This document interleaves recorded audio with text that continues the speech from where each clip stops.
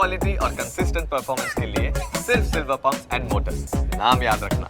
આજે રીઝન હતું સ્ટોકમાં જબરદસ્ત મોમેન્ટમ હતું અને રીઝન એ હતું કે જેફરીઝ તરફથી બાય રેટિંગ સાથે 58% ઉપરના 375ના ટાર્ગેટ્સ આપવામાં આવ્યા છે।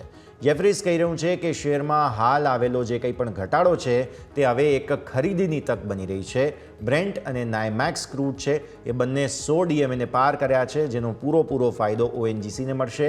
અને સર, કદાચ તમે જો બ્રેન્ટ ટ્રેક કરતા હો તો બ્રેન્ટના ચાર્ટ્સ પર પણ મારે ચર્ચા કરવી છે, કારણ કે અહીંયા થઈ શું રહ્યું છે ખબર છે કે છેલ્લા 2 મહિનાના હાઈ ફાઇનલી જે છે તે ક્રૂડે બનાવ્યા આજે, અને વર્ષ 2025ની શરૂઆતમાં ફાઇનલી થોડું ડિમાન્ડ સપ્લાય એટલું ફેવરેબલ થયું છે કે ક્રૂડના પ્રાઇસીસ ફરી $76 ને ઉપર બ્રેન્ટમાં નીકળ્યા છે, અને સ્વાભાવિક છે આ બધાનો ફાયદો ONGCને મળે।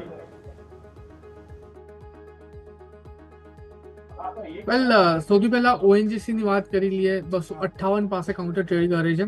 વ્યૂ ડેફિનેટલી પોઝિટિવ સાઇડનો છે, કેમ કે મલ્ટિપલ લેવલ પર અત્યારે કાઉન્ટર સપોર્ટ લઈને ટ્રેડ કરી રહ્યો છે। ઉપરી લેવલ પર 281 સુધીના લેવલ એઝ અ ટાર્ગેટ મને આમાં જોવા મળી રહ્યા છે, એટલે વ્યૂ મારો અત્યારે આમાં પોઝિટિવ સાઇડનો જ છે। અને તમે સામે સાઈડ બ્રેન્ટની વાત કરી, 75.48 પાસે અત્યારે બ્રેન્ટ ક્રૂડ ઓઇલ ટ્રેડ કરી રહ્યું છે, જેને આપણે બ્લેક બુલ કહીને ચાલીએ છીએ। અને બ્રેન્ટ ક્રૂડની એક સૌથી સારી વાત ચાર્ટ પર અત્યારે એ છે કે ઘણા સારા એવા સપોર્ટ પર અત્યારે બ્રેન્ટ ક્રૂડ અત્યારે ટ્રેડ કરી રહ્યું છે 75ના લેવલ પર। પહેલા પણ 75ની અરાઉન્ડનો સપોર્ટ લઈને આપણને એક ઉપરની મોમેન્ટમ બતાવી હતી, એટલે મને એવું લાગે છે ક્યાંક ને ક્યાંક આ લેવલથી એક બાઉન્સબેક જોવા મળી શકે છે, જે બાઉન્સબેકનું એક્સપેક્ટેશન ઓવરઓલ લેવલ પર આપણે રાખી શકીએ।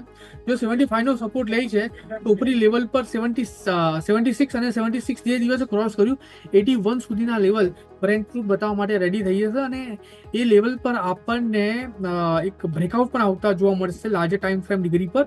તો એક સારી એવો મોમેન્ટમનું એક્સપેક્ટેશન આપણે રાખી શકીએ છીએ। તો ઓવરઓલ જે મોમેન્ટમનું એક્સપેક્ટેશન છે પોઝિટિવ સાઇડનું છે, 76 ની ઉપર 81।